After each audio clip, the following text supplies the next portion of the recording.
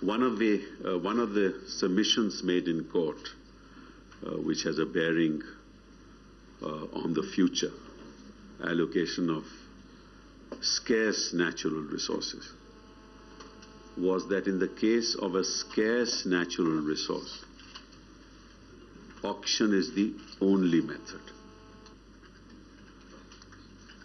And at page 112, the Supreme Court states the following: the assumption that alienation of scarce natural resources meant for private and commercial business, please note the words, meant for private and commercial business ventures should always be auctioned, has been rejected. So if there's a scarce natural resource meant for private and commercial business ventures, there is no mandate in the Constitution to dispose of that scarce natural resource through auction.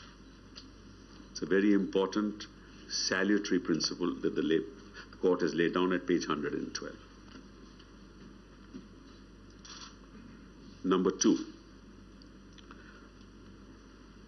court also says at page 112 that to derive auction as a constitutional principle only for a limited set of situations. Scarce natural resource is a limited set of situations. To derive auction as a constitutional principle only for a limited set of situations from the wide and generic declaration of Article 14 would be odd. That's at page 112.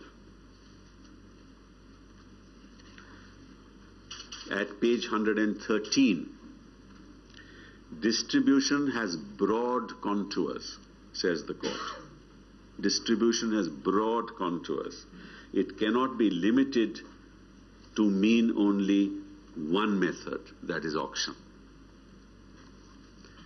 Why? Because the word distribution is used in Article 39B of the Constitution, small b, which is part of directive principles of state policy, which says distribution of the economic resources of the community must subserve the common good, as the finance minister has mentioned.